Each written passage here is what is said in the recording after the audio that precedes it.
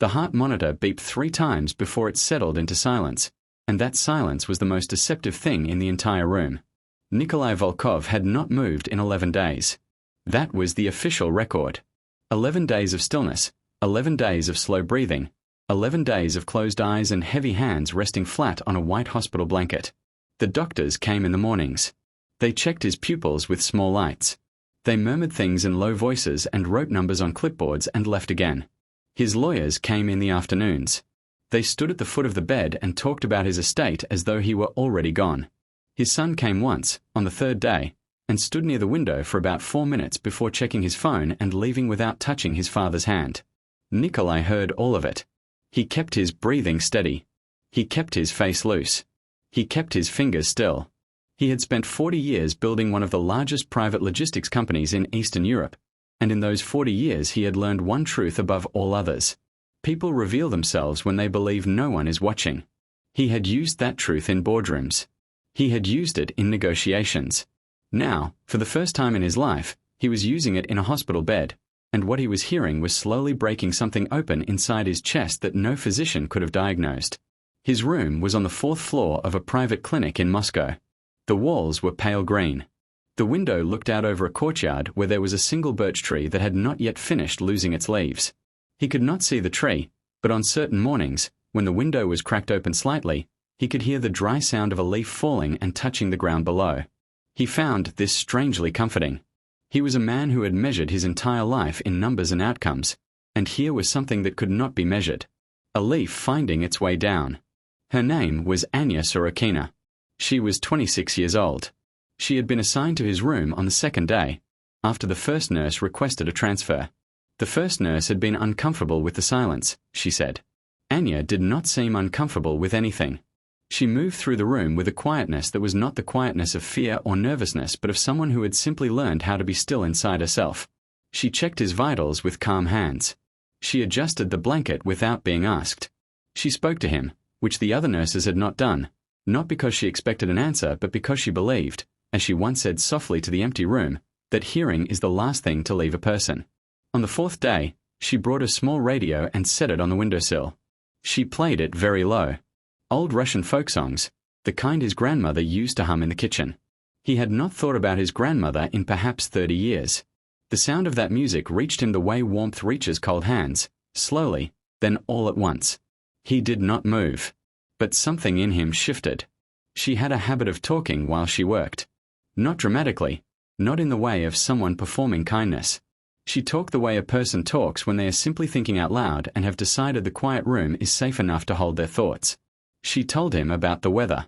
She told him the birch tree in the courtyard had lost 2 more branches to the wind. She told him her mother had called that morning and asked when she was getting married, and she had told her mother that she was too busy learning how to keep other people alive to worry about that. He almost smiled at that. He stopped himself in time. On the 7th day, his son called the clinic and asked the attending physician about timelines. Nikolai heard the doctor relay the question to a colleague in the hallway. On the 8th day, his business partner, a man named Grigory whom Nikolai had trusted for 20 years, called the same doctor and asked whether power of attorney proceedings could be initiated. The doctor said he would check the paperwork. Anya was in the room when that conversation drifted in through the half-open door, and she went very still for a moment, her hand pausing over the chart she was holding. Then she set the chart down and looked at him, at his face, at his closed eyes, and she said nothing. But he heard her exhale, long and slow, and in that exhale was something that sounded like the particular sadness of a person who is not surprised but is still sorry. On the 9th day, she stayed late. He knew it was late because the sounds of the clinic had gone soft and distant. The footsteps in the corridor had thinned. The kitchen cart that rattled past every evening at 9 had already come and gone. The light in the room had that particular quality of late night in a hospital, not dark, never fully dark, but dimmed to something gentle and orange at the edges. He heard her chair move. He heard her pour water from the pitcher on the side table. He heard her settle back into the chair beside his bed, and then he heard something he had not expected. She began to talk. Not in the light, practical way she usually spoke. This was different. Her voice had a different weight to it, like a letter someone has written and rewritten many times and finally decided to send. She said she was sorry.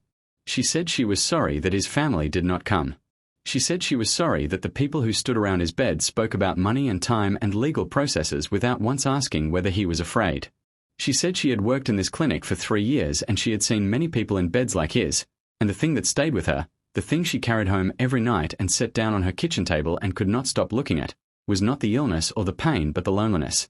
The particular loneliness of people who had spent their lives being powerful and then found themselves utterly without power, and discovered in that moment that the walls they had built were not protection but distance.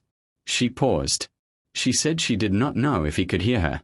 She said it probably did not matter. But she had been thinking about him all week, she said, not as a patient, not as a file number, not as the man whose name appeared in the financial news sometimes, but as a person who had lived a long time and who was lying in a room alone while the world outside arranged itself around his absence. And she thought that was sad. She thought that was one of the saddest things she knew. Then she said something that stopped his breathing for a moment, though he controlled it, caught it, brought it back to its careful rhythm. She said that when she was young, maybe 8 or 9, her father had been sick for a long time. He had been a stubborn man, she said, a proud man, a man who did not like to ask for things. He had spent the last year of his life in a room not unlike this one, and she had been too young to know what to say to him, and so she had said nothing, and then one day he was gone, and she spent a long time afterward wishing she had sat beside him and simply told him that she saw him. Not his success or his failures or his plans. Just him. The person inside all of it. She said she supposed that was why she talked to patients who could not talk back. Because she had learned, too late with her father, that being witnessed was not a small thing. That it might be one of the largest things there is. She was quiet for a while after that. And Nikolai Volkov lay in his hospital bed and felt something move through him that he had no precise word for. He was a man who had spent his life naming things. Assets, liabilities, margins, projections.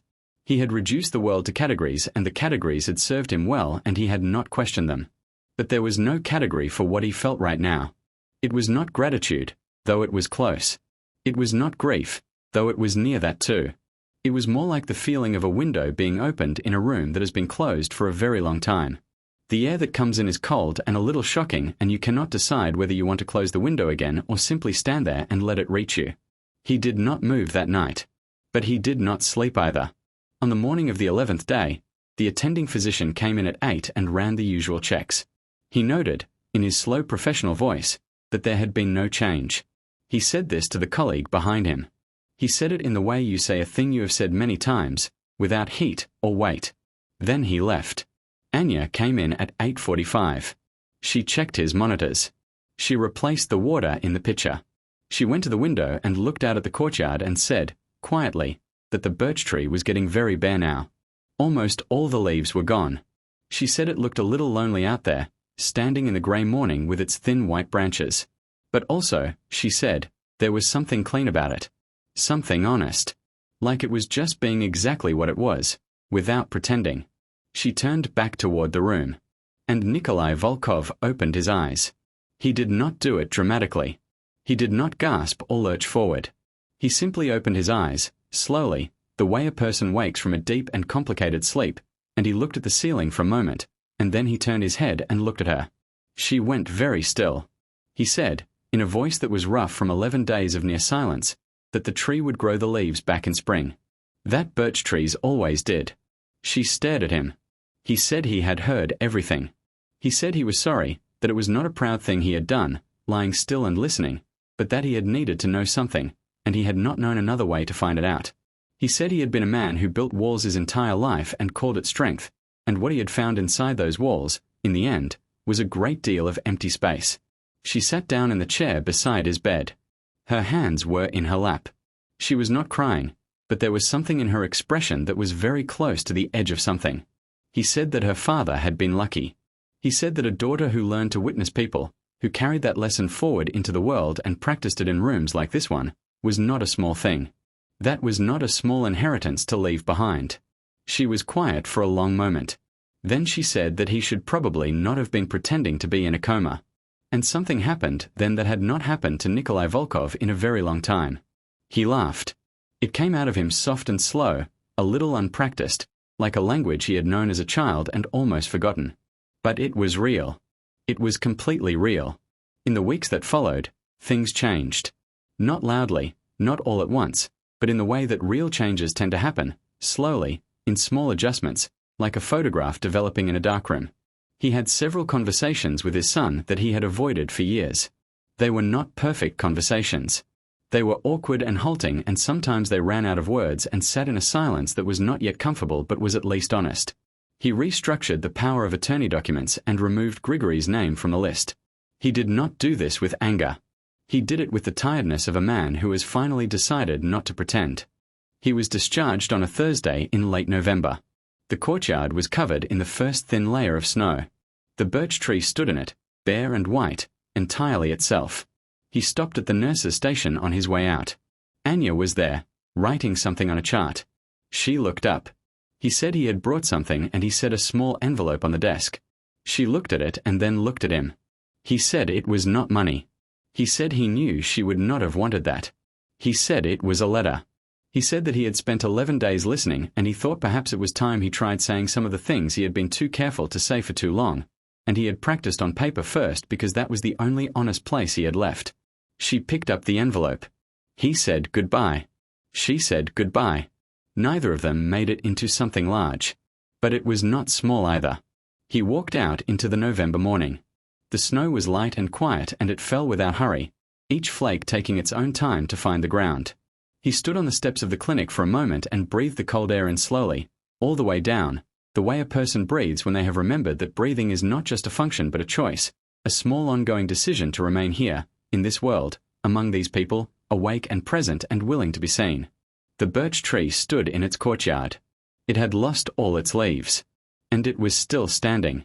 That, Nikolai Volkov thought, walking forward into the grey and snowlit morning, was perhaps the whole lesson. You lose the things you thought were you. You stand bare in the cold.